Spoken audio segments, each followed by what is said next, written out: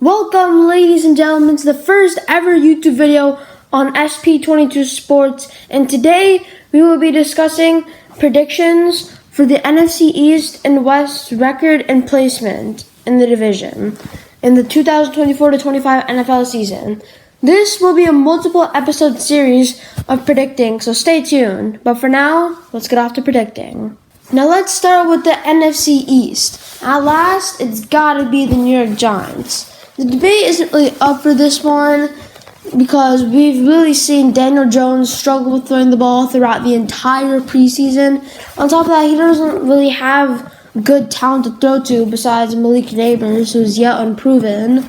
And on top of that, Brian Daboll is in the hot seat this season after having a very disappointing 2023-24 performance.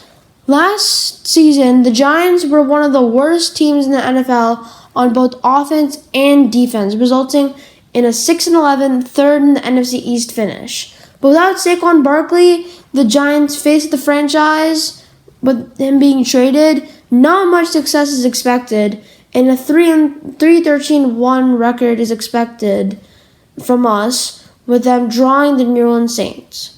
Their ceiling is a repeat of 6-11, considering that Daniel Jones gets a little bit better, and the defense performs mediocre at best. Meanwhile, 1-16 seems like a reasonable floor, considering that everything goes wrong for the Giants. At the 3 spot, you got the Washington Commanders. It's no surprise that the Commanders are probably not going to make the playoffs this year, and they're probably still in rebuild mode with a 4-13 finish last season. But with a fresh start and some new young talent like Jane Williams arriving, things are expected to get better soon for them. Especially considering that the potential that Jane Daniels showed in the limited time he had in the preseason. The only step for him now is to correlate these numbers into the regular season. As for the records, their ceiling is a nice 10-7, consisting of Jaden Daniels having a C.J. Stroud type rookie year, and the defense doing top 15 in the league in terms of points, and a top 15 offense. But on the flip side, a floor is a repeat 4-13, with Jaden Daniels suffering a season-ending injury perhaps, like we saw with J.J. McCarthy early on this year, as well as the defense ends doing worse than last year. Things just won't be looking bright for Washington if that happens. As for me, I have the Commanders finishing at 7-10 and finishing far behind the playoffs and getting a top 10 draft pick. Now at the second place spot with the playoff berth is the Dallas Cowboys. Just like most years for the Cowboys, the playoffs are bound to happen, but winning the division, not so much. With one of the hardest schedules in the NFL, it would be hard to win the division again and go a 12-5 record again. Especially because the Cowboys are in a situation where they need to decide between a top 10 wide receiver in CeeDee Lamb or a top 10 quarterback in Dak Prescott, which will definitely reduce their chances of winning. This is why I have the ceiling of the Dallas Cowboys at 11-6 with the wild card berth, with a difficult playoff spot and no chance of making it past the first round, classic Jerry Jones style. But for this to happen, one of the absences of the stars has to not make that much of a difference. Like for example, if let's say CeeDee Lamb gets traded, whoever is the wide receiver number 2 fills the role nearly perfectly for them to go 11-6. But this is why we also have a floor of 8-9. This would happen if the loss of one of the 2 stars, again, let's say CeeDee Lamb, deeply affects the team and no one's able to step up for them and they score an underwhelming amount of points as normal.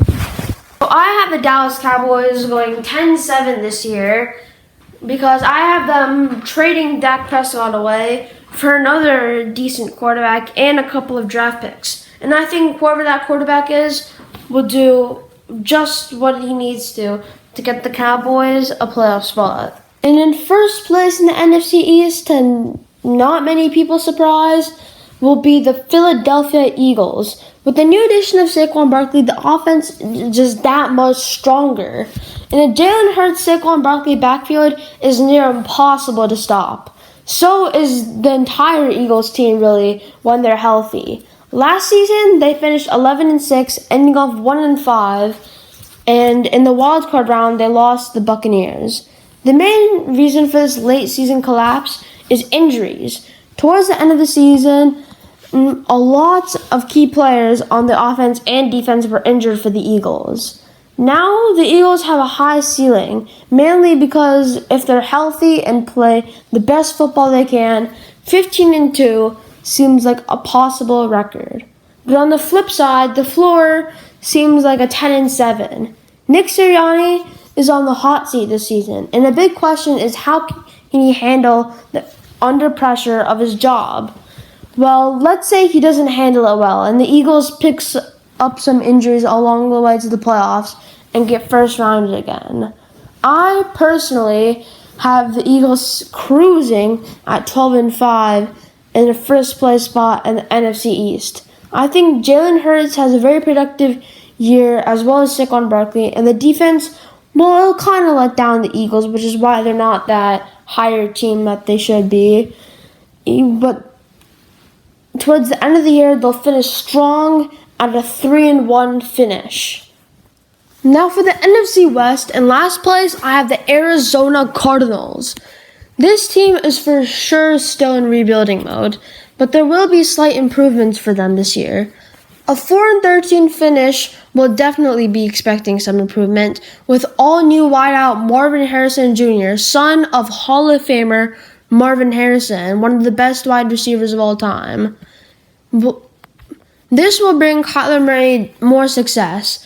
As for their ceiling, 7-10 is the maximum I can give them, because if the defense gets slightly better, and the Kyler Murray a connection to Marvin Harrison becomes a strong one, and that should be enough for them, because the defense is still not that great. Same with the O-line and their receiver situation. As for the flip side, 2-15 is a possible if Marvin Harrison Jr. shows the same production as a bust and the defense gets worse. Kyler Murray cannot survive in the pocket, but in reality, I expect more of a 5-12 finish from these players. The Murray to Harrison connection will show potential as the years go on, and the defense will get slightly better.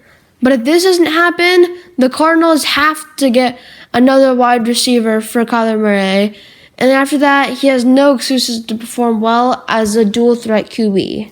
In third place, we got the Seattle Seahawks. Now, this is a team currently on the rise right now, finishing 9-8 in the past 2 seasons and a playoff berth, but they're just 2 positions away from getting to the playoffs. Number 1, they need an actually decent QB play from Geno Smith. That has to be consistent also. And they need another good offensive lineman.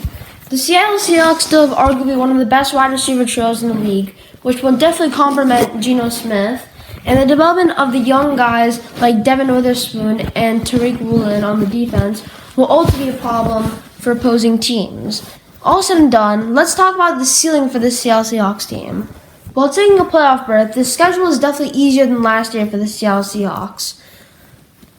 With Geno Smith also taking a step up, doing a similar performance as he did the 2 years ago, along with steady production from the defense, a solid 11-6 ceiling finish is what the maximum they can get.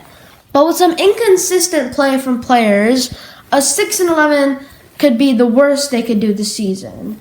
Now, for what we think is going to happen, they will take a solid record of 10-7 this year, but a heartbreaker in Week 17, losing to the Bears, seals the deal as they go 9-7 past Week 17 and get eliminated from the playoffs as an 8th seed. But for our runners-up in the NFC West, we have the Los Angeles Rams.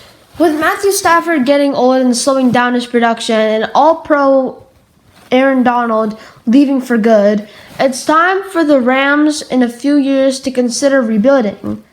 But that's not for now. The Rams, without those stars playing too well, are still a top 7 team in the NFC with an easier schedule than last year. A ceiling of an 11-6 is possible, but they won't be that much better than last year, but a playoff berth is definitely there. Another possibility is an 8-9 season, when the defense starts to really miss Aaron Donald and Stafford has one of the worst years of his career. But we here at SP22 think that 10-7 is a good spot for the Rams, and they will secure a playoff spot, but have a very tough opponent in the wild card. And in first place, after losing a heartbreaker in the Super Bowl, is the San Francisco 49ers. Will definitely be expected to do some more than last season, with having a similar strength of the season, aka SOS, than last season. With all these guys performing at their peak, finishing in a 16-1 record is not out of reach. Brock Purdy takes the next big step that he needs, and no injuries, and the defense performs top 3, and this could actually happen. While a 10-7 floor is there, with tough games on the road, and considering 1 or 2 important injuries, like last year with Deebo Samuel, here at SP22 Sports, we think that 14-3 is a good goal for the 49ers to achieve with lots of talent this year. There will definitely be some sluggish games that they will lose, but in reality there won't be much of those. And if one player performs bad, another player will do exponentially well. But none of this matters if the 49ers don't break their 3 streak of losing in the Super Bowl. And that's it. Thank you guys for watching this video. If you like it, consider subscribing. It's free, it's optional, and you can always unsubscribe later. Have a nice day.